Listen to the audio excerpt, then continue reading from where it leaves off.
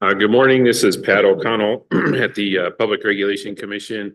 We're going to start a little bit late this morning because there is a issue out on the street, so people aren't able to park, and a few folks aren't here yet. So anyway, we're planning to start at 10 after. Thank you.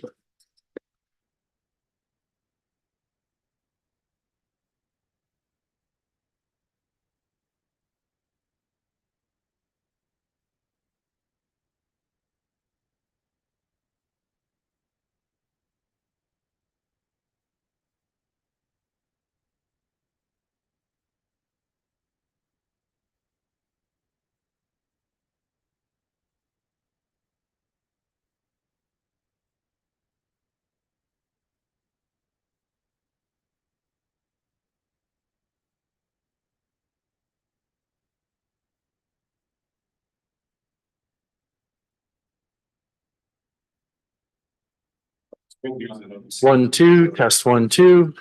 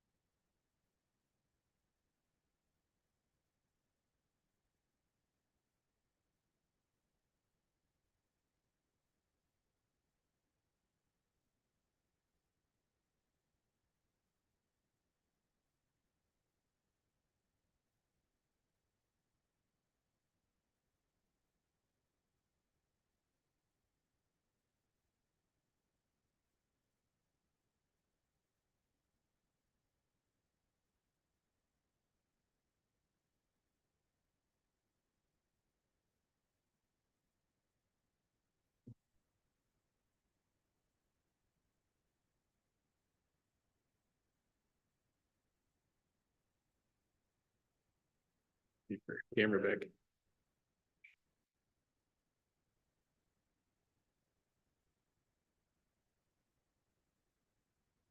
Hey, sorry for the delay. There's a technical difficulty on the Santa Fe parking scene, but so anyway, we waited 10 minutes to allow people a little bit more time to join us in person if they encountered that unexpectedness. So anyway, I'm going to call the meeting to order. This is Pat O'Connell, New Mexico Public Regulation Commission, regular open meeting for Thursday, June 27th. It's 10 after 10 in the morning. So please call the roll. Commissioner Ellison, Present.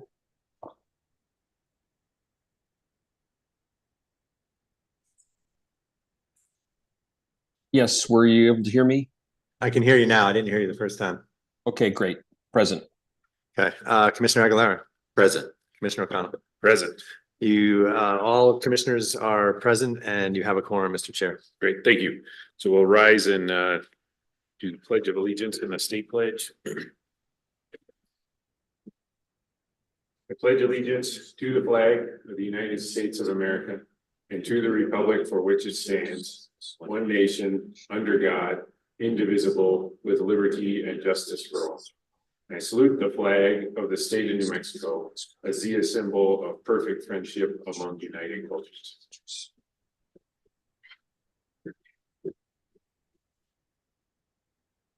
Yeah, commissioners, we've got the agenda that was posted on Monday. Are there any requests for revisions to that agenda? Mr. Chair, I do have a request. I would like to request that we move a couple of items up on the agenda ahead of the consent action items.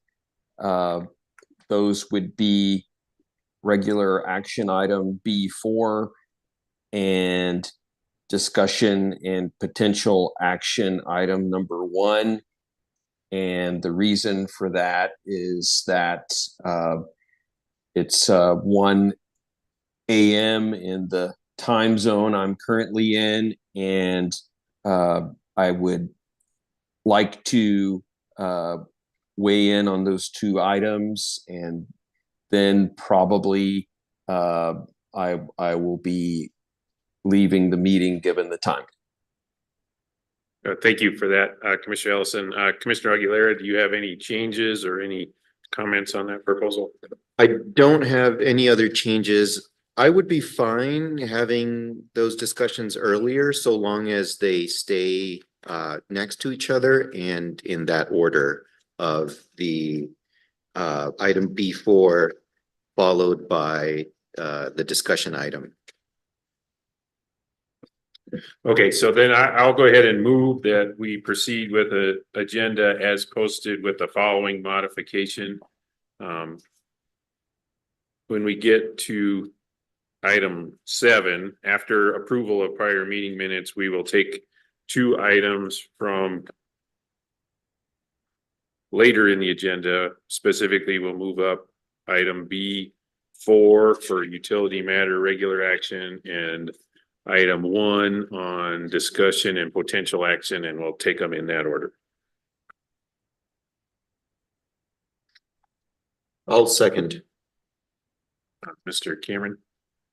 Commissioner Ellison, Aye. Commissioner Aguilera, Aye. Commissioner O'Connell. Aye. The motion to approve the agenda as amended passes unanimously, Mr. Chair. Great, thank you. Next up is public comment. Is there anyone in the room who would like to provide public comment? Mr. Rodriguez, do you have a sign-up sheet for public commenters? I mean, practice is I'll take the folks in the room first, but. Mr. Chair, we do not have a sign-up sheet for public comment in person. Okay. So we'll have the one person who's here in person, and then we'll take the folks who are online, and I'll ask you to manage the online process when we get there, Mr. Rodriguez.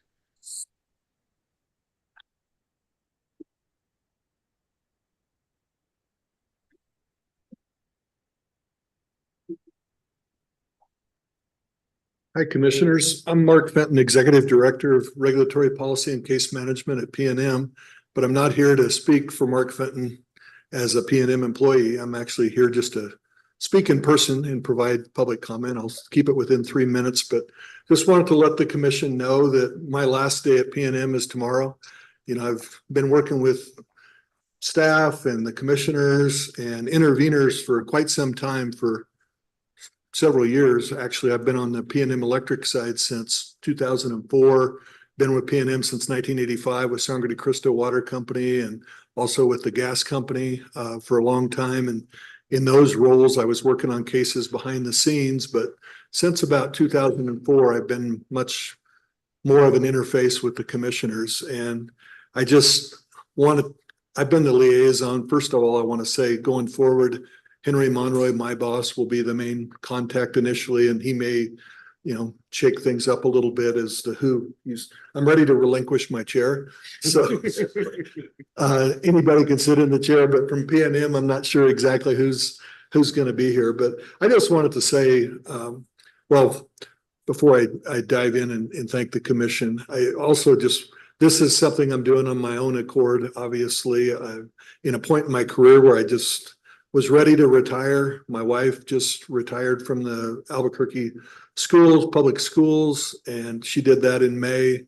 And I have several grandkids. Some of you know that in 2018, I got pretty sick, really sick, and that's all fine. This isn't a health thing or anything. This is just an opportunity for me to enjoy retirement. But what I really wanted to come up here for today is I have worked with the commissioners and staff for quite some time, and I'm very close to a lot of you, and I just wanted to thank you for all your professionalism, all the respect you've given me over the years. There's lots of staff members in here today. There's staff members that are no longer with the PRC, interveners. It's funny when you get in this regulatory environment, you know, some of these cases are very contentious. Sometimes a lot of things are said that people are getting aggressive with each other or what have you. The cases are knock down, drag out. But I've learned the hard way that it's not life and death. I faced life and death. These regulatory cases aren't it. But the people are genuine. And, you know, we've got a new commission. You've been appointed for about 1.5 years. A lot of new staff members. We got Choya as chief of staff. I am extremely impressed at what I've seen with this commission over the last 1.5 years. And I wanted to express that as well. That's not saying it on behalf of PNM or anything. I'm just personally saying what I've observed. And I've been around New Mexico for a long time. I'm very excited, about 40 years. I'm very excited about this commission and where the PRC is going. PRC is a very important governmental agency in New Mexico. I will still have 2 kids in New Mexico, so I'm really excited about where this current commission is taking utility issues. I wish you all the best in the future. As I said at the beginning, my last day is tomorrow, but I'll have 2 kids here, so I'll be in town. If anybody's going to Southeast Georgia, you can come visit me. My telephone number didn't change, and I'll give you my email if you want it. But that's all I really had to say. I really respect the people. I respect the interveners. I've loved my role at PNM. I've loved working for PNM. I just wanted to make those remarks and keep up the good work. And you have a lot of good people at staff. Thank you for that, Mr. Fenton. Can I go past 3 minutes? Of course you did. Mr. Chair, so- we do have 2 people signed up online. No, All right, thank you. Could you introduce the first commenter online? of course. Ona Porter, go ahead. Good morning, Chairman McConnell and members of the commission. Thank you for the opportunity to provide public comment today.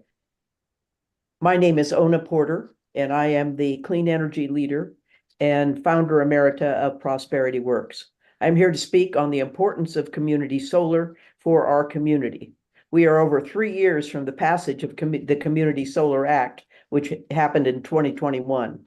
No projects have yet broken ground. Community solar offers numerous benefits to organizations like mine, as well as low-income individuals, renters, and municipalities. It will promote economic development by creating local jobs, reducing energy cost, and stimulating investment in our local economy. Additionally, community solar supports the state's environmental sustainability goals. I understand that community solar projects to advance a decision must be made by the regulatory commission. Therefore, I respectfully request that the PRC finalize the community solar bill credit so that the benefits of community solar in New Mexico can begin to flow to our community. I urge you to rule on 23-00071 UT docket so that individuals and organizations can begin to subscribe to community solar projects in New Mexico as soon as possible. Thank you for the opportunity to speak to you today. Thank you for that comment, Ms. Porter. And next, go ahead, Charles.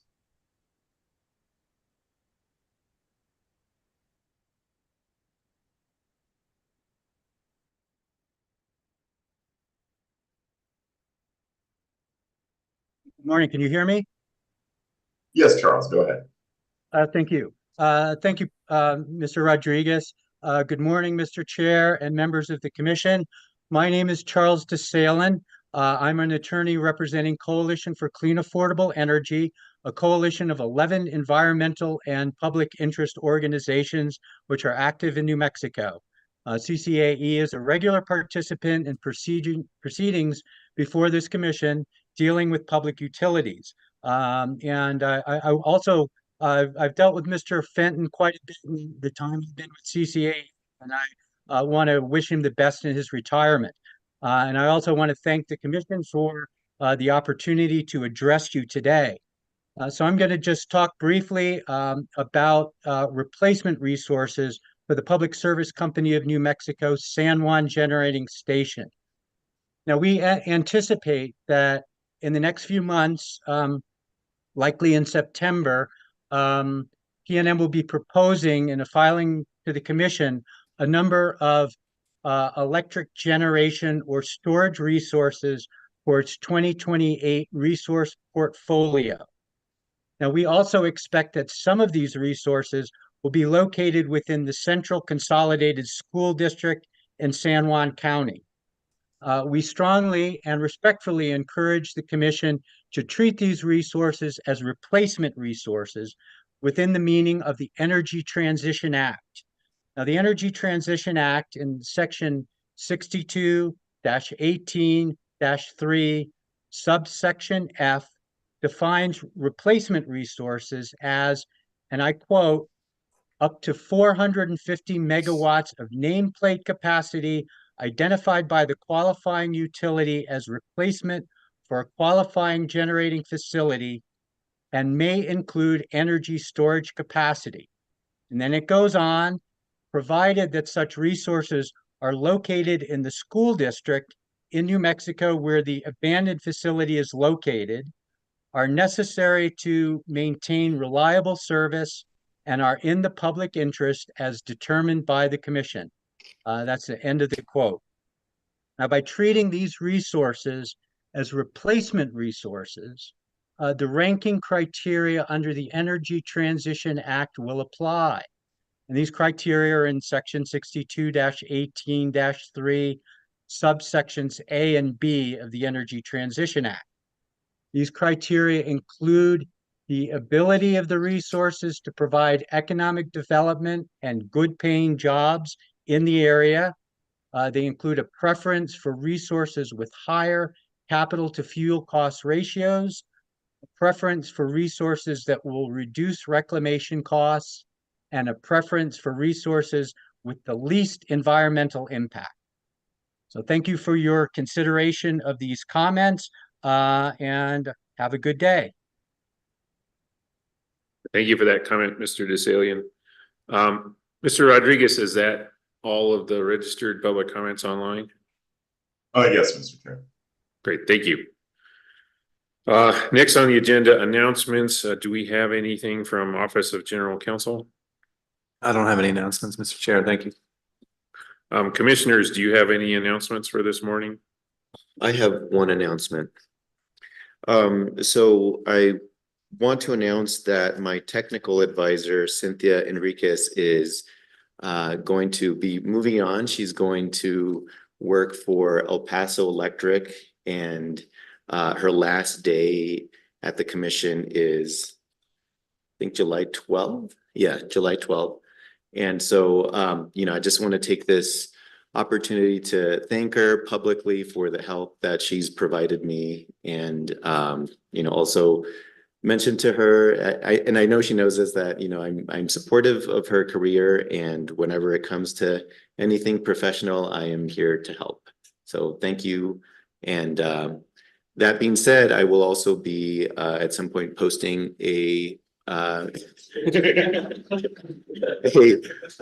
submitting, the posting for her replacement. So, I'll announce it whenever that happens. So. Thank you for that. Commissioner Ellison, did you have any? No, thank you. I do not. Then we also have employee of the month this month. We're going to take it out of order where Commissioner Aguilera is handling it this month. Commissioner Ellison, you will have it next month. Thank you. Give me 1 second to pull it up.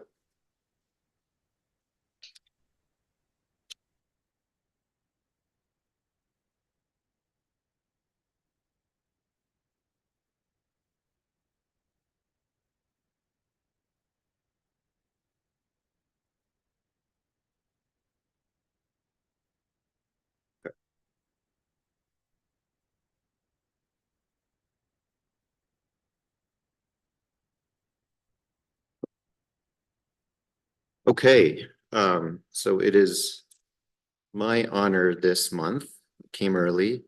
So they asked me to take it out of order, and happily do that. This is I think a really big honor to announce it, and it's even better for the person who is getting employee of the month. And so I will announce that the NMPRC employee of the month for July 2024 is Alejandro Martinez in the Office of General Counsel, and his nomination states, Alejandro is consumed with amazing speed, both for the main and finer points of the work that we do here, and he does it seemingly effortlessly, though surely through lots of work and time. But he also is constantly willing to spread that knowledge and insight, both what he's picked up here and his general skills from prior work, to anyone who asks. He's generous with his time, dedicated to his work, and generally brilliant in all aspects. Here's hoping he continues this work for many years to come. I agree with those statements, and congratulations, Alejandro. Yeah, thank you. Again, I agree with those sentiments also. I think that was a apt description of the work that you've provided, so thank you.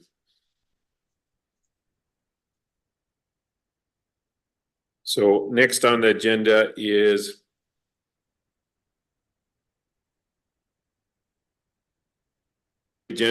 approval of prior meeting minutes. We have minutes for one meeting. It's the May 30th, 2024 regular open meeting. Commissioners, did you have any changes to the minutes? I included some changes in board effect, but nothing at this moment in addition to that. Yeah, I read the version in board effect this morning, so whatever changes you made, I agree with. And Commissioner, did you have any changes on the minutes? I don't. I'm likely to abstain from this one. I just didn't have adequate opportunity to review. Okay, so I move for approval of the minutes that are proposed for May 30th, 2024 regular open meeting. A second. Mr. Karen, Commissioner Ellison, Abstain. Commissioner Aguilera, Aye. Commissioner O'Connell, Aye. the motion to approve the minutes for the May 30th regular open meeting pass. 2 in favor and 1 abstention.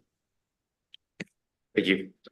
And then with the change to the agenda, we're going to move to regular action utility matter, item number 4, that's case 23-00353 UT with presentation by Mr. Alejandro Reddy Martinez. You have the floor, sir.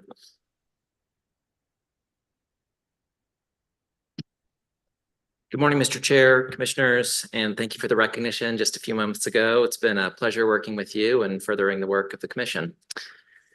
So on this matter, as you know, this matter concerns procurements under the Public Utility Act, CCN provisions, and the Commission's PPA rule. PNM filed its application on October of last year, and in May of this year, the Commission issued its final order. After that final order was issued, a group of non-party legislators filed a motion to intervene, a motion for rehearing, an amended motion to intervene, an amended motion for rehearing, and a motion for leave to file reply. What is before the Commission today is a potential order denying these motions. And unless the Commission has any questions now, what I thought I might do is provide a little context to that order and describe the order itself. Commissioner Ellison, did you have any questions now, or should we proceed with the presentation? I think that's fine. Thank you. Presentation's fine. Okay, so I'll just start then with a little level setting. First, the Commission has already issued a final order in this case after notice and a full evidentiary proceeding. Second, the Commission's order on these motions is not a referendum on whether the Commission should apply the Energy Transition Act. Of course, the Commission must apply the Energy Transition Act. It has done so in prior cases. It is currently doing so in pending proceedings before the Commission. Just as an example, the Commission is currently engaged in a rulemaking to implement the ETA's provisions regarding carbon dioxide emission limits. That docket number is 23-294 UT. As a general matter, so more generally, this case concerns, again, the application of the statutory CCN provisions and the Commission's rule regarding PPAs. As for the specific motions before the Commission today, they concern process, specifically how the Commission must apply the rules and statutes that govern how and when individuals may appear before the Commission. So that's the table setting. On to the order itself. The order addresses the 5 motions in 3 parts. First, there are the motions to intervene. The order finds that these motions are untimely and that the untimely intervention is unwarranted. The general grounds for this conclusion are that granting the motion would disrupt proceedings, prejudice and cause hardship to staff and existing parties, may prejudice PNM customers, and is otherwise inappropriate because the movements had actual notice of this proceeding. Next are the motions for rehearing. The order finds that because the movements are not parties to this proceeding, the Commission may not consider their motion for rehearing. And that's a statutory requirement that the Commission may not waive.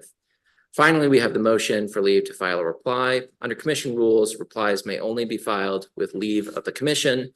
The order denies the motion for leave to file a reply, finding the grounds provided by the motion are inadequate. The order also notes that the Commission's decision on the motions to intervene and motions for rehearing would not change even if it were to consider the reply.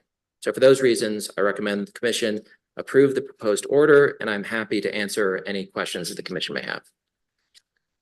Yeah, thank you for that presentation. Commissioners, do you have any questions for Mr. Reddy Martinez? I don't have any questions. I do have some comments. Okay, go ahead. So thank you for the presentation. The denial of the motions is strictly procedural. The order appropriately, in my opinion, does not get into any of the substantive issues in the case. And so the Commission speaks through its orders, and the order presented by General Counsel's office articulates my reasons for denying the legislators' motions.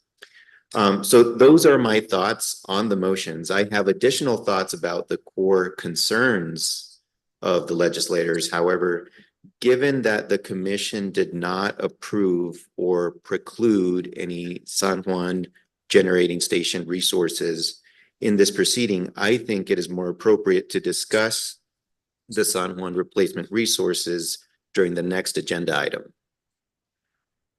Thank you for that. Commissioner Ellison? Thank you, Mr. Chair. Yes, I also find myself in agreement with the proposed order here. It would be highly problematic for us to consider this motion when the parties bringing it up were not interveners in the case, and given that they're asking to intervene after a final order has been adopted procedurally, I simply do not see how it would be possible for us to grant that, even if we were sympathetic to the subject matter being brought up. And I agree with Commissioner Aguilera that we can get into a bit more detail in the next agenda item regarding the subject matter. Thank you. I also don't have any questions and in agreement with the recommendation. So I'll go ahead and move for approval of the order regarding the legislator's motion to intervene, motion for rehearing, amended motion to intervene, and amended motion for rehearing. I second. Mr. Cameron? Commissioner Ellison, Aye. Commissioner O'Connell, Aye. Commissioner Aguilera. Aye. The motion to accept, to approve the order as presented passes unanimously, Mr. Chair. Thank you. So with the amended agenda, we'll move on next to it's a discussion and potential action item number 1, Public Service Company New Mexico San Juan replacement resources. Commissioner Aguilera, you got this on the agenda, so I'll let you lead the discussion on that.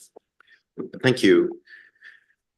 So I want to refer to NMPRC's and WRA's comments in opposition to the motions that we just discussed in the prior agenda item, because I think those motions contain some statements that capture what I would like to say about the San Juan replacement issues and really the core concern of the legislators. On page 11, they state, while the legislators have an important and legitimate concern in ensuring that CCSD receive the intended amount of reinvestment, this case is not a continuation of the Commission San Juan replacement dockets in case numbers 19-195 UT and 20-218 UT. When approving PNM's proposed resources, the Commission's final order clearly stated that the approved resources, in particular the Quail Ranch project, were not replacement resources for the San Juan generating station. And I want to share one more. On page 13, they say, while the legislators have an important and legitimate concern in ensuring that CCSD receive the intended amount of reinvestment, this is not the proper docket to air those concerns. I wholeheartedly agree that this is not the proper docket and that the legislators have important and legitimate concerns. I also agree that it is clear that the Commission did not approve or preclude any San Juan replacement resources in docket 23353. A point that none of the parties to the case have disputed. However, after reading the legislators' boilerplate statement, I am concerned that the legislators are not working with a full and accurate picture of the issue. So PNM, NMPRC, and WRA shared important commitments that PNM has made. So on page 2 of its response, PNM states that PNM remains committed to seeking bids for resources located in the CCSD, as evidenced by the location preference that was included in the 2026-2028 resources RFP. To that end, PNM anticipates filing its 2028 resources case later this year and will be submitting a proposed resource portfolio for consideration by the commission that includes resources in the CCSD. And in the RFP's instructions, they seek new generation or storage resources located within the Central Consolidated School District within San Juan County. And so they've included a placeholder there. In NM area and WRA's response, they explain that PNM has said that, quote, a CCSD resource would either be in the PNM preferred portfolio or presented in an alternative portfolio, depending on the IRP's group's final evaluation and analysis associated with its 2028 resources. So I agree that the legislators have a legitimate concern, and it is one that I share. I am also satisfied that PNM is committing to including a resource in its filing, which it anticipates submitting this fall. So I want to encourage the parties and PNM to meet with the legislators to explain this commitment and provide a full picture and accurate explanation of the matter. So, you know, I included this agenda item wanting to discuss it and admittedly not knowing exactly, you know, what I wanted to do with it. But after digging into the case here, and in addition, the newest responses that have come in, I think that because I shared the legislators' concerns, notifying PNM and the parties that I encourage them to reach out to the legislators to give them a full picture is an appropriate path here. Thank you for that. Commissioner Ellison, do you have any discussion you'd like to add on this item? Yes, I do, Mr. Chair. I appreciate Commissioner Aguilera's putting this topic on the agenda. My response to it is that with some help, I have submitted a possible order into board effect that would launch an inquiry into this question. While I am certain that we could not have entertained the motion for reconsideration due to the issues that we have discussed, I do think that some valid concerns have been raised, and my proposal is that we initiate an inquiry to really look into this matter more deeply, to better understand and clarify whether PNM has met their obligations under the statute. Also, to understand better whether the resource approvals for Rockmont imply that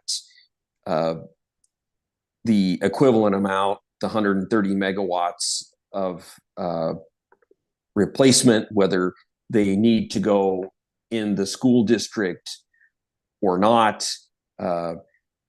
basically to really clarify a number of the issues that were raised.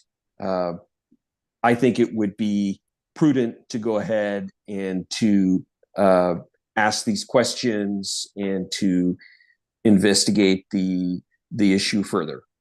And I would like to hear my fellow commissioners' thoughts as to whether you would support launching an inquiry or whether you see some other course of action as being preferable.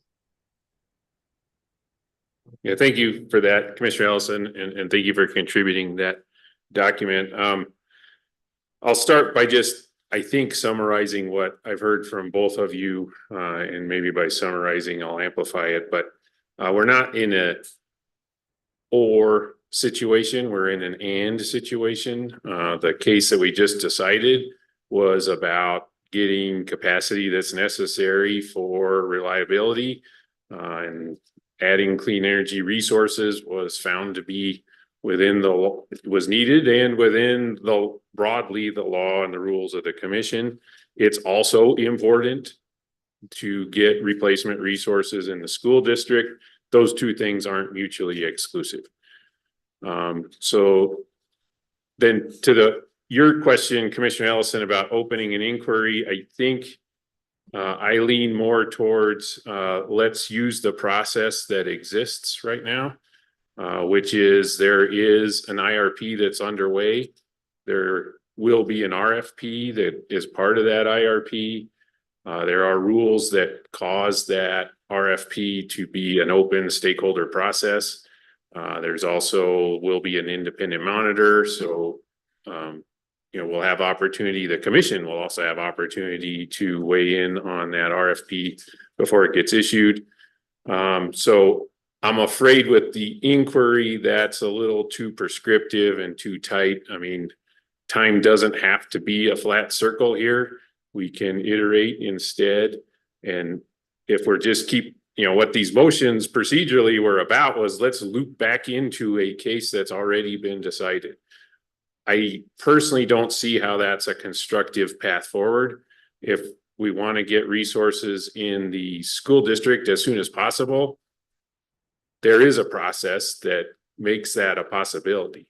And so I don't want to do anything that could conflict with that process or slow it down. So again, appreciate you putting that draft forward, Commissioner Ellison. I didn't see it till last night. I haven't had a chance to think through whether this is complementary or potentially diversion from the run of the river, which is let's let the process that's well underway happen, because I think that's how we get there faster.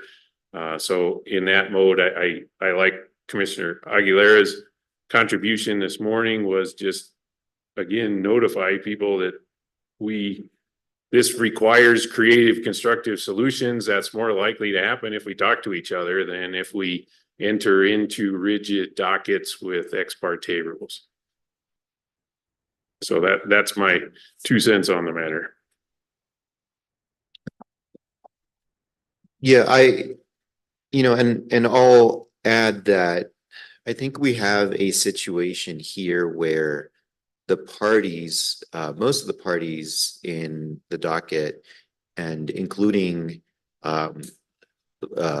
non-parties like the legislators, are asking PNM to build resources in the Central Consolidated School District. On the other hand, PNM is saying, we intend to. And so I agree that I don't think that there is need for us to intervene. And in fact, I would be concerned with issuing this inquiry, because if you issue this inquiry, you also have to be prepared to give an answer, right?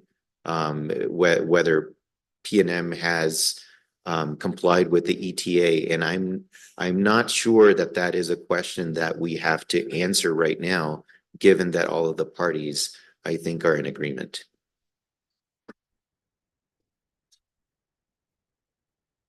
Commissioner Ellison, just make sure you have an opportunity to contribute to the conversation. Sure. Well, I think the recent statements from PNM are constructive. I'm not really sure that they're binding, and I'm also not exactly sure what they ultimately mean, because certainly they thought about the Central Consolidated School District in this past case, but we didn't see that as being part of the recommended portfolio. So I still tend to think that having an inquiry to really better explore and understand PNM's obligation under the Energy Transition Act, under our previous order, with regards to replacement resources in the Central Consolidated School District, would be helpful. I do think a number of issues were raised, such as if the resources proposed in the CCSD were to be more expensive than other resources, would there still be an obligation to choose them? How much more expensive is too expensive? I'm just not entirely certain that we would have the opportunity to really discuss those issues in the upcoming request for proposals under the current integrated resource planning process. I certainly do agree that we don't need at this point to look back at the case that we've decided, and I think it's a mistake to see that as the only opportunity to consider this issue. I fully agree that we need to look at it going forward. My point of view is that having an inquiry, I think, would be additive to the process, and I'm not going to be forcing a vote right now because I don't think that would be productive, but I may be bringing this issue back on a future agenda. Yeah, thank you for that. As you know, I'm never opposed to asking questions. So we'll see where that goes. And again, you've heard how I'll be evaluating it is I don't want to interfere with addressing the issue by slowing it down. So. Sure. Well, and I'll explain how I would view that. I think this, for purposes of what some of the parties are asking for, and including the legislators as well, I think an inquiry could be harmful. In PNM's response, they clearly explained that they believe they've complied with the ETA. So if you issue an order that is asking whether PNM complied, what I'm saying is that you also have to be prepared to find potentially, I don't know, I'm just saying, I haven't weighed this, but potentially that PNM has complied. And then where does that leave us? So that's why I think that not interfering is better here, because I think we have consensus, and I think that we can allow the process to continue to work, as the chairman explained, and arrive at a solution that is mutually acceptable to everybody. Commissioners, may I interject here? I just wanted to flag one potential concern within inquiry docket now, particularly given that PNM may apply for resources in the school district later this fall. Questions that might come up in an inquiry docket, like whether a resource is required or permitted by the ETA, or how expensive is too expensive, as Commissioner Ellison raised. Those are the types of questions that might come up in that very docket itself. So potentially interested parties would have the opportunity to add on those very questions in a resource procurement docket that might arrive later this fall. Yeah, thank you. Mr. Okay, so Mr. Chair, sorry to intervene. I'm likely to be dropping off very soon here, given the time difference. And given that I don't think the remaining issues on the agenda are as controversial as those we've discussed. yeah, sorry, I was just going to give you the opportunity Yep. for a last word on this. No, maybe that was your last word. That's fine. I think we've had a discussion on the matter, and I may be bringing it up again, but that's fine. Thank you. And then just reminder, PNM did request and was granted extension of time on their IRP, RFP. So I think we can all think about what we heard today, and between now and next open meeting, see if there is an appropriate next action. So appreciate the discussion, gentlemen, and see you soon, Commissioner Ellison. Great. Thank you very much.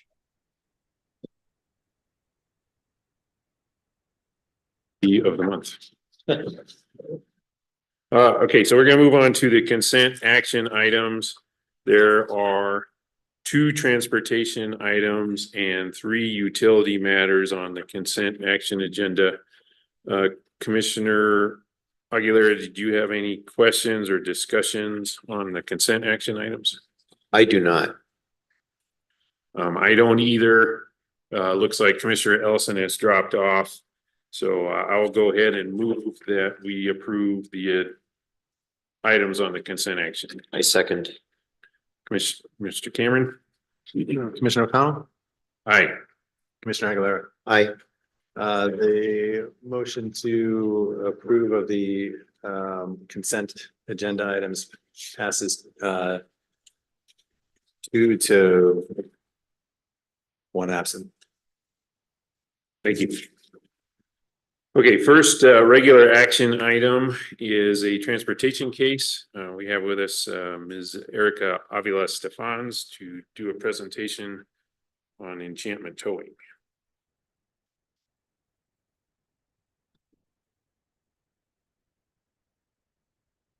Good morning, commissioners. So this is the last open meeting before our transportation division moves over to the DOT.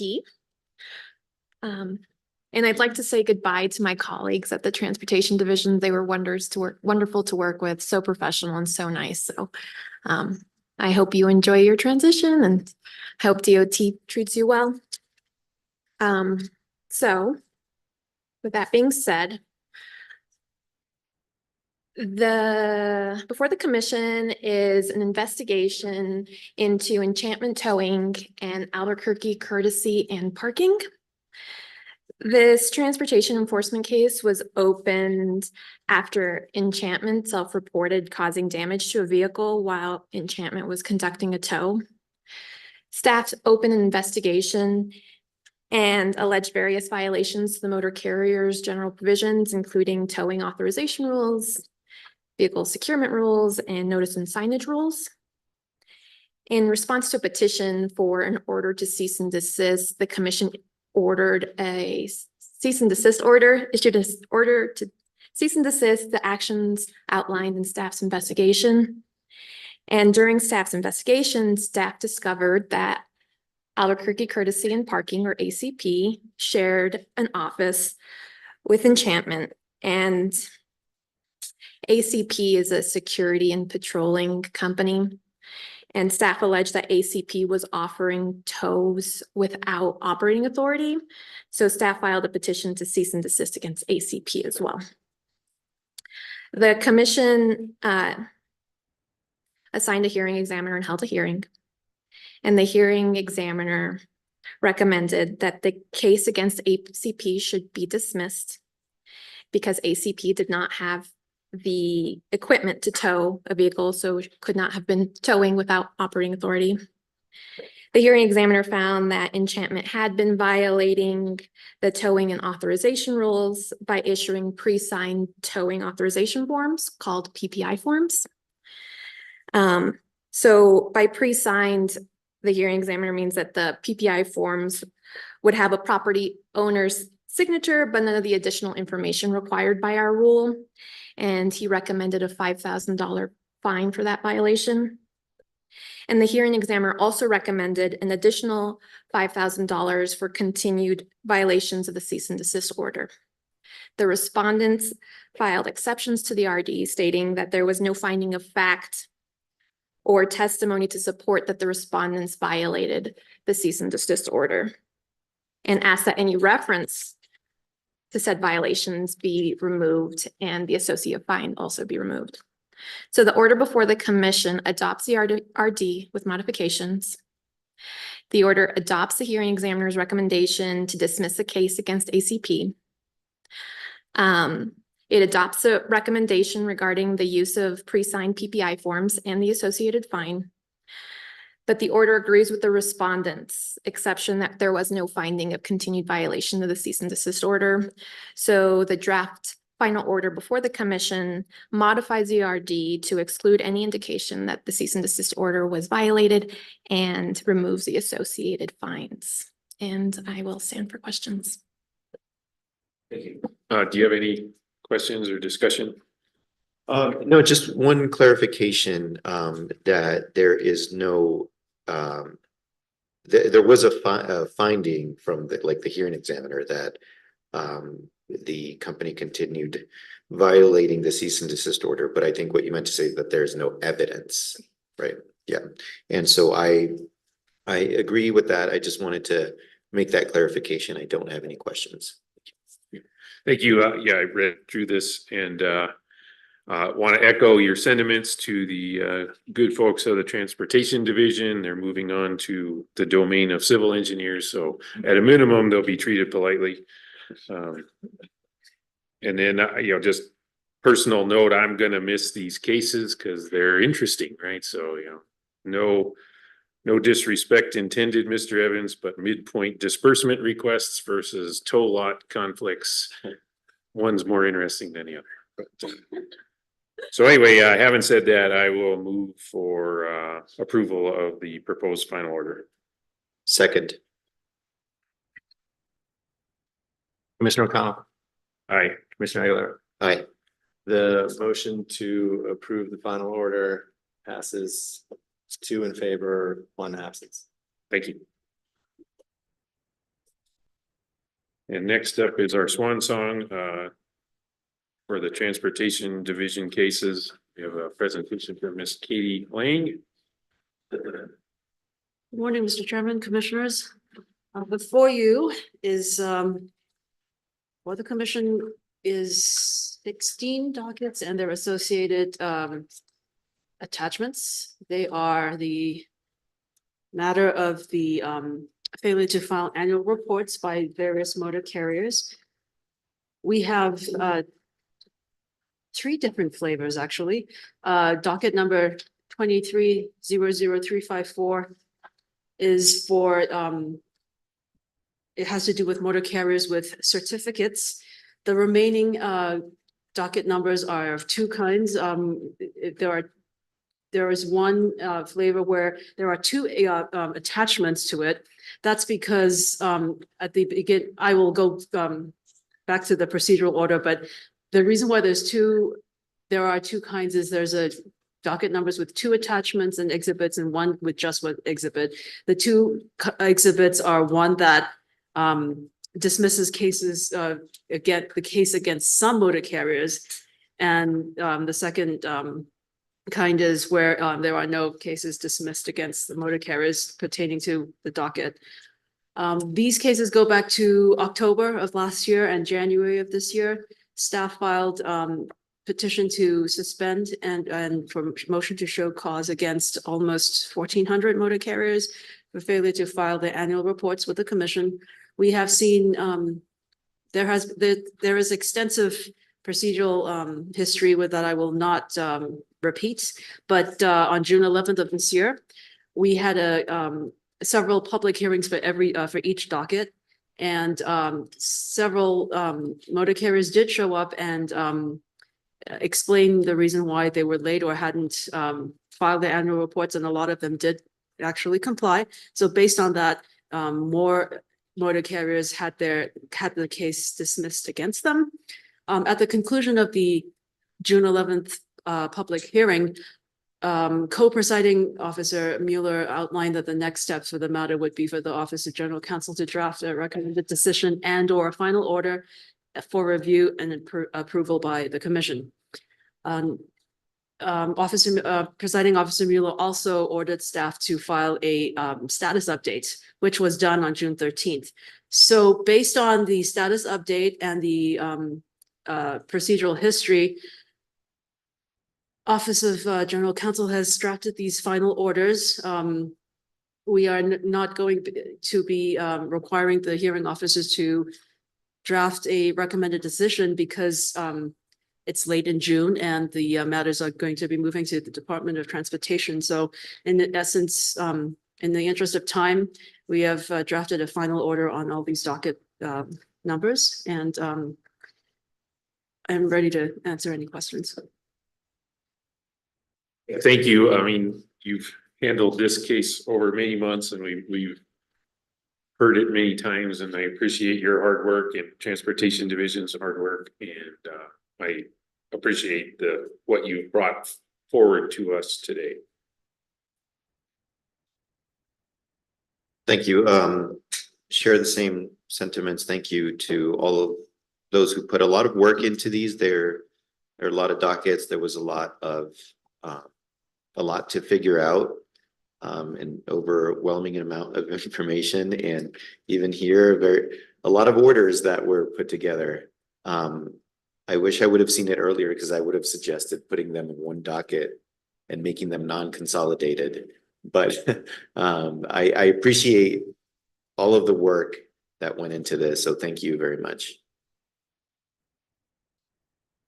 I will move for approval of the final orders proposed in these many dockets. I second. Commissioner Aguilera, Aye. Commissioner O'Connell. Aye. The motion to adopt the orders in the dockets passes 2 in favor, 1 absence. Thank you. Thank you.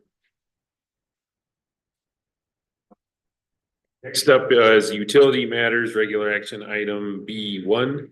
Again, presentation from Ms. Avila Stefans. This is on Southwestern Public Service Company's application for a voluntary renewable energy program.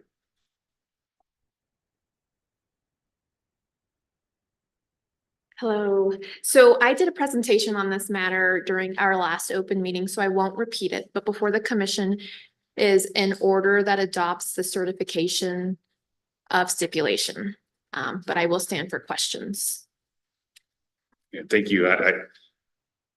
You're right. You gave a presentation at the last open meeting, and I don't have any new questions. So, Commissioner Aguilera, did you have any discussion or questions on this program?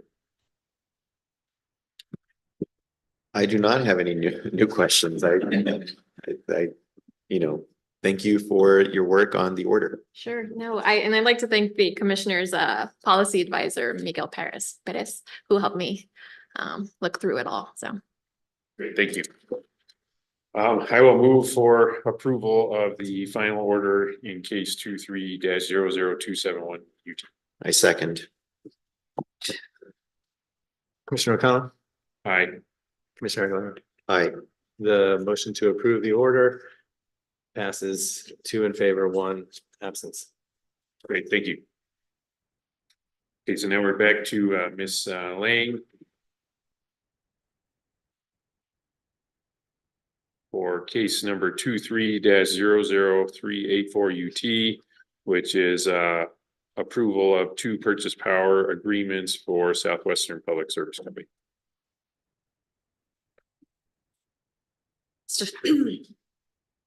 Mr. Fonz's presentation happened a lot quicker than I anticipated. Let's see. We had adopted a practice of trying to put your presentations together on the agenda. Let's see.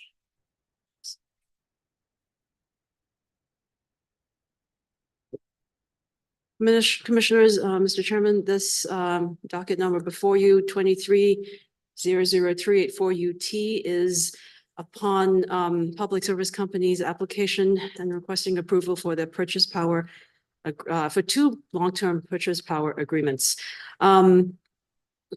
This matter was filed November 21st of last year. And specifically, it was seeking approval for 2 long-term purchase power agreements. The first one, a 15-year LTPPA with Borger Associates for a 230 megawatt natural gas generation from the Borger facility in Hutchinson County, Texas, which we will call the Borger facility. And the second one is a 15-year LTPPA with Wildcat Ranch Energy Storage LLC for a 48 megawatt 4-hour battery energy storage system in Cochran County, Texas, which we will call the Wildcat BESS. Between December 2023 and February 2024, a number of interveners filed motions to intervene, and they were Occidental Permian, New Mexico Lodge Customer Group, Coalition for Clean Energy, Clean Affordable Energy, and the Louisiana Energy Service filed. They became interveners. In January of 2024, a hearing officer, Christopher Ryan, was assigned to preside over the matter, and the hearing in the matter was set for April 25th of this year. On April 24th, the applicant contacted the hearing officer informing that parties would be requesting a short recess at the next day's public hearing to further discuss a formal stipulation. That in fact did happen, and parties informed the hearing officer that they had agreed to terms of settlement and that a stipulation would be presented to the hearing officer under Rule 1.2.2.20 New Mexico Administrative Code. However, one intervener, the Coalition for Clean and Affordable Energy, did not join the stipulation, and counsel for CCAE requested additional time to consider the settlement at that hearing. So at the conclusion of that hearing, hearing officer issued a procedural order for the next steps. And the next step was to have a hearing to consider the stipulation. And on that note, on May 23rd, a public hearing was held to consider the stipulation, and parties informed the hearing officer that they had resolved all issues. CCAE did not join into the stipulation, but also indicated that they didn't oppose it either. So, and according to our rules, June 11th is when the hearing officer filed the certificate of stipulation, certifying the stipulation that the parties entered into. The certification outlines the issues that were resolved. The first being the Borger O&M recovery. In its application, SPS had proposed to recover variable O&M costs for the Borger facility from base rates to its fuel and purchase power cost adjustments clause.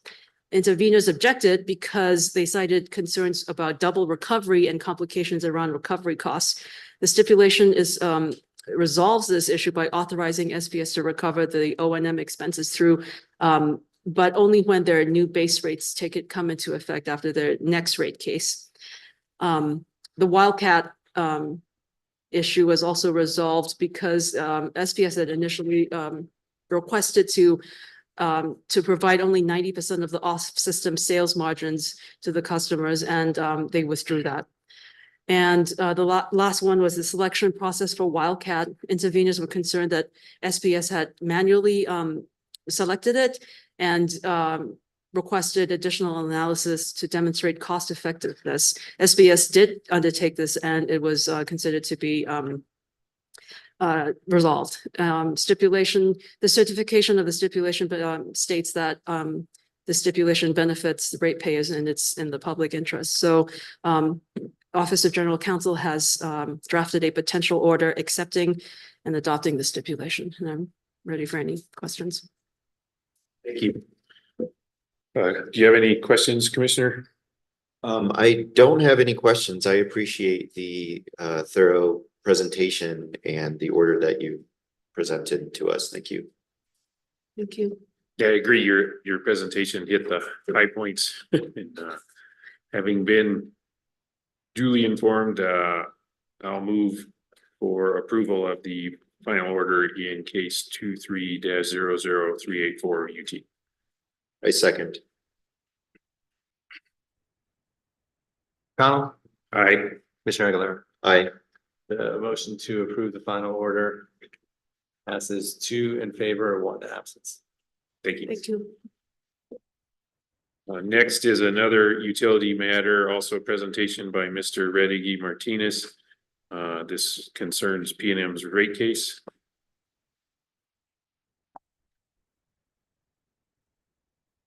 Mr. Chair, Commissioner Aguilera, as the chair just noted, this docket concerns P&M's rate case. P&M filed its application and advice notice on June 14th, and the commission has already assigned hearing examiners.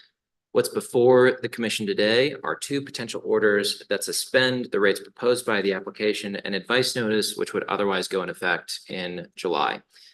Unless the commission has any questions, I can go ahead and describe the legal framework and the proposed orders. Okay. So the Public Utility Act allows the commission to suspend proposed rates before they become effective. The relevant language of the statute has 2 parts.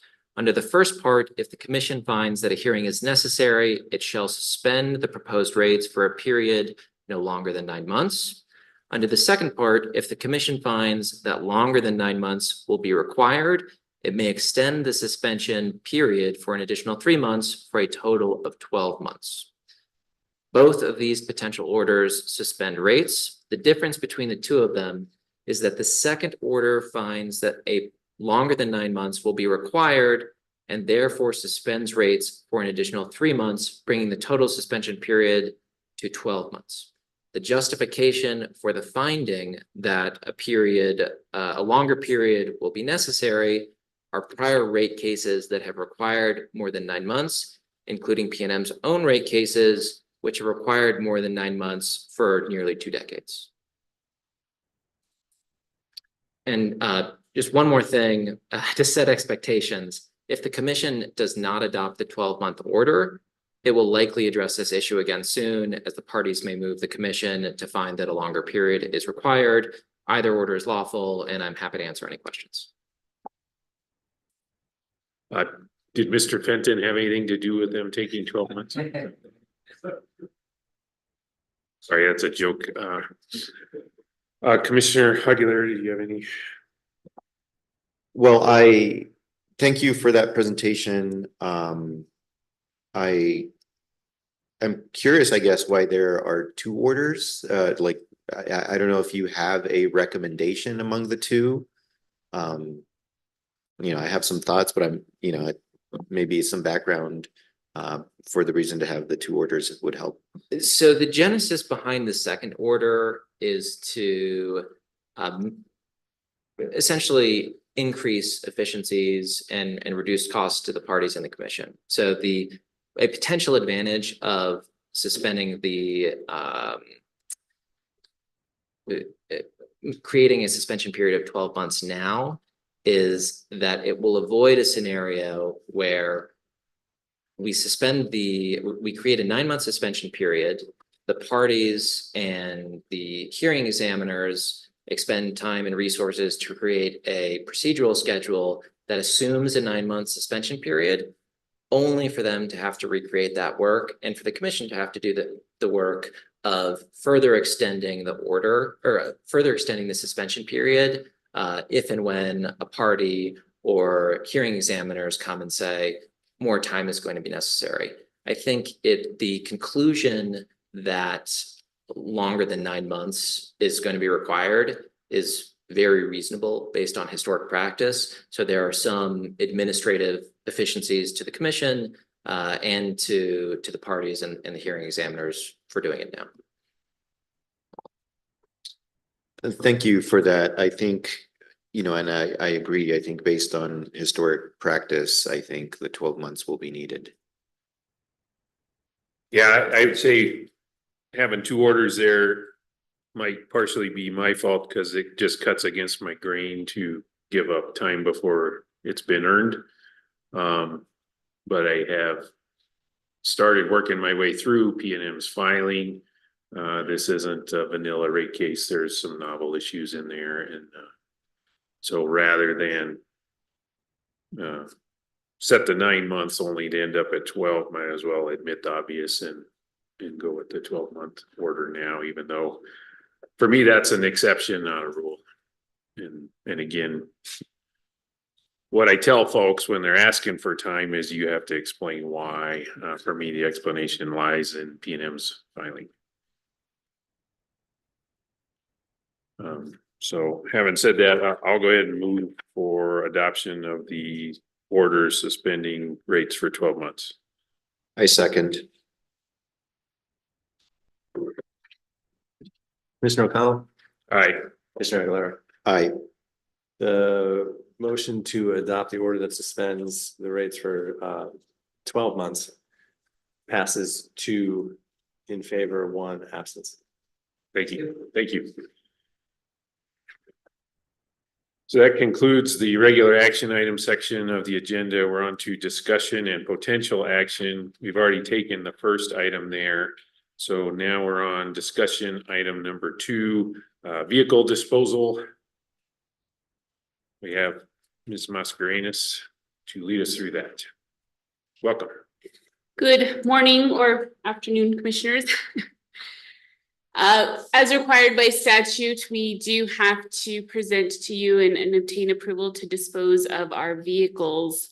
I have 5 vehicles that we have before you that we are proposing to dispose of. And by disposal, I mean offering to state surplus to GSD to take them from us and do what they wish with those vehicles. So the first vehicle is part of the ASD fleet. That's a 2008 Dodge Caliber. This vehicle needs brakes and needs some significant maintenance, and it's just not cost effective. We currently have 2 Ford Fusions and an Expedition in our fleet, and we believe that that is sufficient for the agency for checkout. The second vehicle is a 2014 Ford Explorer. It does have some pretty high miles. This vehicle did belong to the transportation division, but it needs significant work. It needs new struts. It needs brakes as well. And we did swap this out with another vehicle that they will be taking with them that is in working condition. The last 3 vehicles belong to the Pipeline Safety Bureau. These 3 vehicles have pretty high miles. As you recall, we did purchase 5 new trucks for them back in October of 2023. And so these trucks were replaced with those new vehicles. And as I said, they all have fairly high miles. So we figured it was best to get rid of them now that we had the funding to purchase the new vehicles. With that, I'll stand for any questions. Thank you for that presentation. I just want to clarify, are you requesting an action today? Yes, I am requesting, we do have to vote to show that it was approved by the commission. Thank you. So last Friday, I went to the rodeo and it was really cool. And I was thinking, like, this is the perfect space for demolition derbies. And so is there a way we can make that happen with, I'm completely joking, obviously. It would be fun because those 3 pipeline vehicles, well, we have 2 F-250 in there. That might be a little fun. I got dibs on that. No, thank you for the presentation and I guess since we have to vote, I would move to adopt the recommendation by ASD for these vehicles. I'll second that motion. Commissioner O'Connell, Aye. Commissioner Aguilera. Aye. The motion to adopt a plan for disposal of these vehicles as presented by ASD passes 2 in favor, 1 absence. Thank you. Thank you. Next up, discussion and potential action is draft of the Renewable Portfolio Standard Report to the legislature. We've already had a presentation on where things sit. We do also have a legal requirement to file a report to legislature. So I believe that's what we're looking at now is the document that we will provide. So we've got Mr. Gillespie here today. Take it away, sir. Thank you, Mr. Chair and Commissioners. As you mentioned, we did a presentation on this 2 weeks ago. The RPS team consists of Arthur O'Donnell, our Policy Administration Director, Meredith Tidwell, our resident DOE Fellow, and myself. Arthur O'Donnell addressed the major considerations in the rapid fire comprehensive presentation 2 weeks ago. I'd like to give an update on the status of the report. We have made several changes. I've provided you with some copies of a red line document that outlines the changes since the Friday version, and then a summarized version of additions and deletions. Let's see, I also wanted to thank the commissioners for their insightful questions and concerns in helping us create an accurate and precise report for the legislature. This is a requirement under the Renewable Energy Act. It's section 62.16.4, specifically B7. And I think we have the report finalized at this point. It was uploaded to Board Effect. I understand that not all commissioners have had a chance to review all of the changes yet.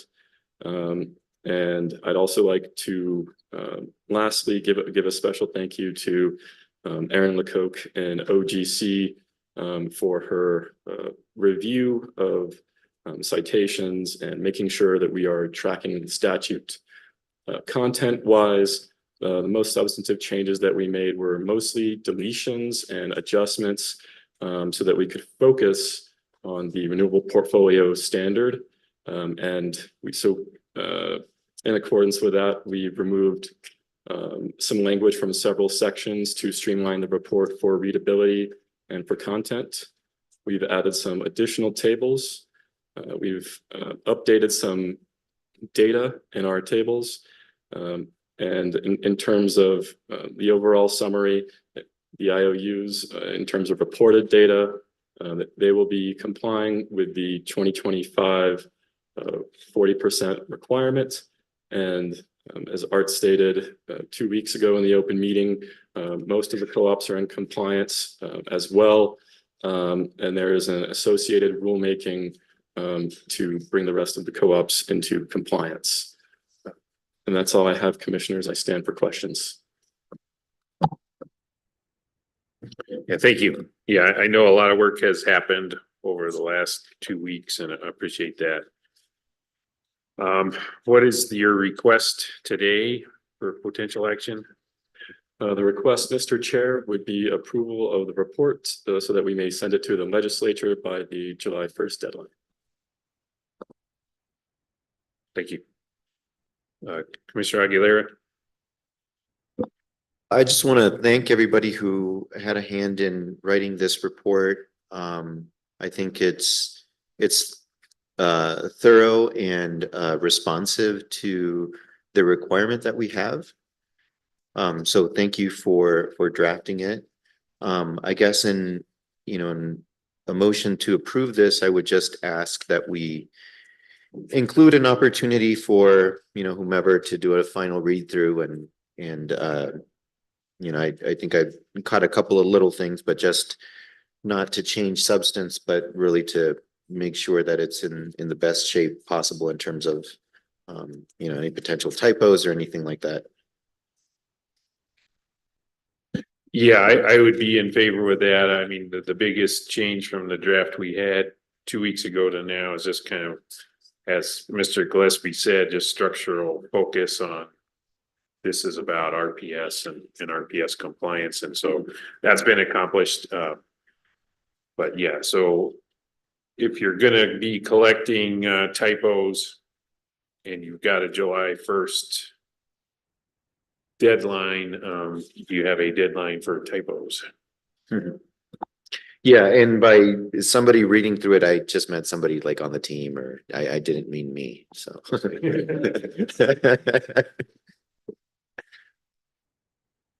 Thank you for that clarification. But still, comment remains, who's gonna be delivering this to the legislature? So if folks are finding things that could be improved without changing the content or structure of the report, who should they be working with? Mr. Chair, that would be Arthur O'Donnell, myself, Aaron LeCoq, Meredith Tidwell. Oh, sorry, not my mistake. Let me retract that. I worked with. I was gonna say a list of more than one No, name is unworkable here. If we send them to myself, I can work with the Chief of Staff's office and the other people on the RPS team. Okay, thank you. Okay, so with that understanding, I'll move to approve the 2024 PRC report to the legislature on the renewable portfolio standard. And I second. Mr. O'Connell? Mr. Aguilar? Aye. The motion to approve the report with a final pass through for proofreading passes 2 in favor, 1 absence. Thank you. And thank you, Mr. Gillespie. Thank you, Mr. Chair and Commissioners.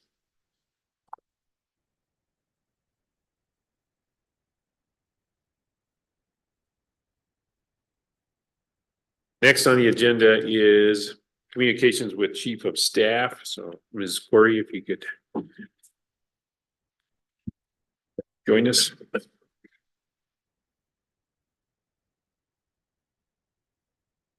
Good morning, Commissioners. So I have show and tell, which I'm going to save for the end of my update. Just a couple of points to fill you in on. As you're aware, the end of the fiscal year is on Sunday, meaning tomorrow is the last day, working day of the fiscal year. There's all kinds of deadlines. Long story short, if you haven't bought it by now, it's going to have to wait a while. So that's kind of the sum up of the end of the fiscal year. I do want to use that to springboard into the next thing, which is the next cycle of the budget. I believe that we have meetings with each of you individually over the next roughly 2 weeks to talk about what our FY26 request looks like. As you recall, we got some, but not all of our expansion positions. We got some, but not all of our technology expansion requests. And so we're going to be bringing those back up, as well as some maybe slight nuanced changes to those, what I would recommend for those requests. We also have been pursuing, we haven't been waiting for the new fiscal year to start to pursue our goal of increasing our technology abilities, modernizing the agency. One of the things that our IT director has been really focusing on is getting in new IT equipment so that we can start, as I foreshadowed, a life cycle management for our computers. So those, I actually haven't chatted with him recently, but those computers are either in or shortly to be in, and our employees will start seeing some of that replacement. That's not going to be 100% replacement. And there is a priority order for replacing equipment, starting with things that just simply don't work and working down from there. I think I told you in a previous meeting that we have some employees with 7-year-old laptops. So those are definitely going to be on the priority list. And with that, I'm going to get to the show and tell because it relates to new IT equipment. And that is, this year we were able to get in new on equipment gear to carry the equipment. And I want to show this to you. Some of you have seen it, but I want to show it to the world.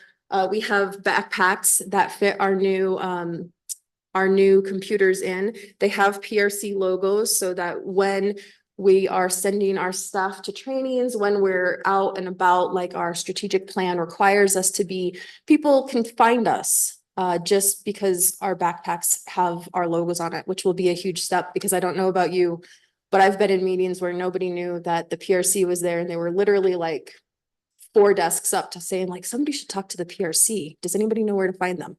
So now hopefully this will help with that visibility.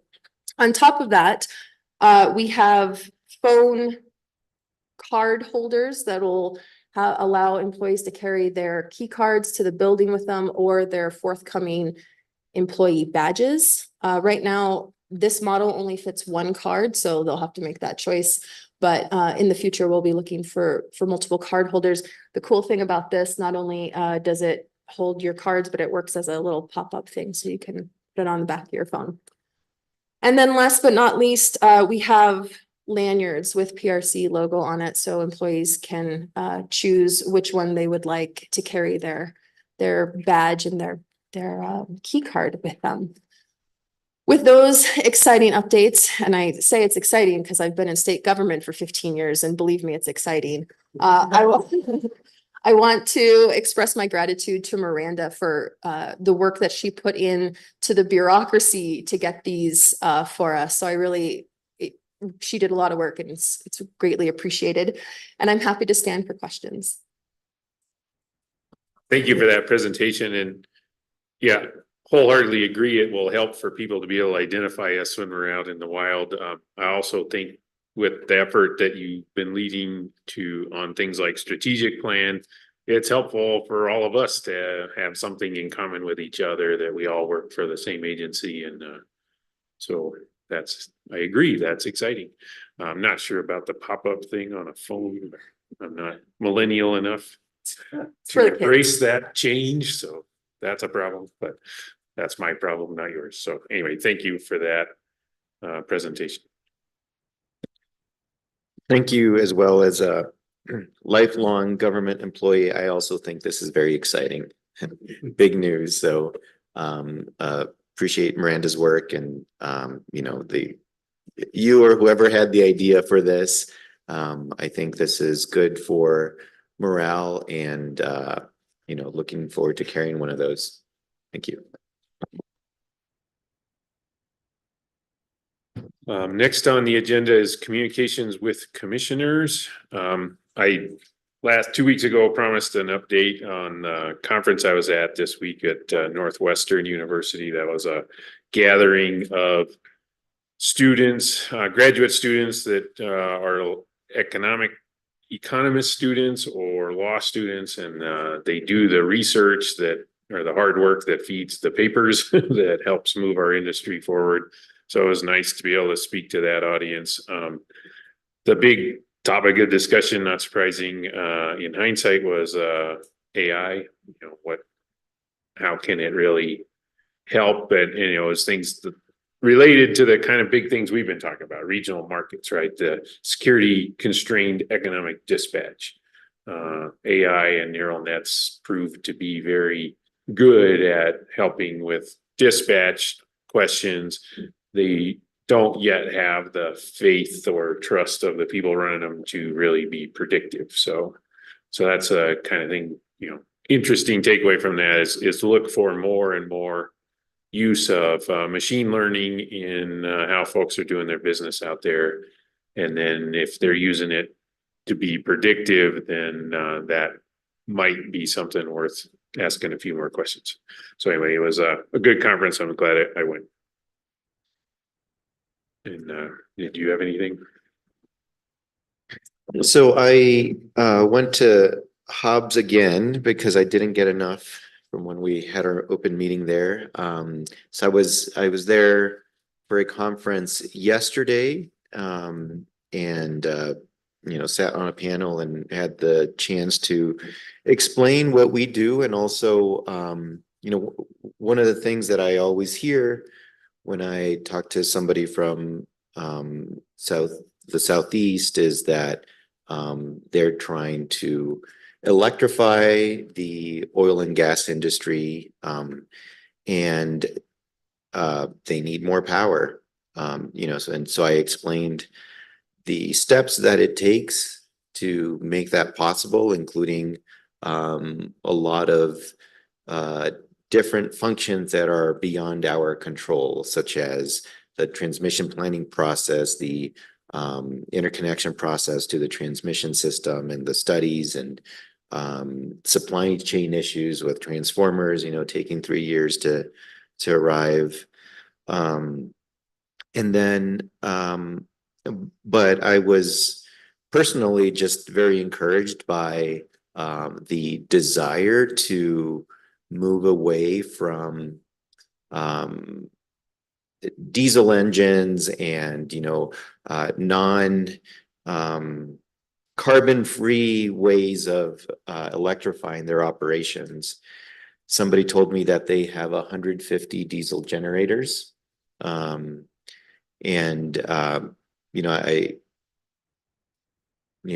don't think that should be happening. And so it was a good discussion. I think the conference was really good. And I also think that we should continue to go to it. It's not me next year, somebody else. But I think also people were very appreciative that the PRC is coming down and talking to them. So I think being down there twice in within a month, I think was good for me. And so I'm looking forward to the travel that we have upcoming. I don't think we know where we're going next, but I think the communities where we will be going will appreciate that we're there, and I think it's important to do. Yeah, good for you and good for Caliche, right? Yeah. But then you reminded me of something else that happened at Northwestern University. There was a discussion of Denmark, and I thought it was interesting because very similar to New Mexico. Denmark has potential to provide clean energy to all of the EU through wind power. And so their goal, there are other similarly situated countries like I guess some of the other Scandinavian countries just view that energy as their birthright, and so it should be nothing but cheap electricity for us and no one else. What Denmark's trying to do is make sure they see the benefit of that clean energy for themselves while also exporting and selling it across the EU. So it was just striking to me that our outreach with MNERD has increased, and that's one of the concepts is let's try to find a way that we can make sure New Mexicans benefit from the cheap stuff, which happens to be currently wind and solar, while also playing our potential role across the West and maybe the Midwest by supplying renewable energy outside New Mexico. So anyway, just interesting to have landed on an example that sounded like what we're trying to do here in New Mexico. But and then I'm looking forward to staying back out on the road. One of the folks who was there was Pat Wood, the former FERC commissioner, and that was his personal advice to me was make sure you talk to customers all the time, because it's a way to stay grounded in the work that you do. And so good reminder that this but the goal of getting out in the state is important for all of us. So anyway, that's what I've got. Seeing no objection, we'll adjourn. Thank you all.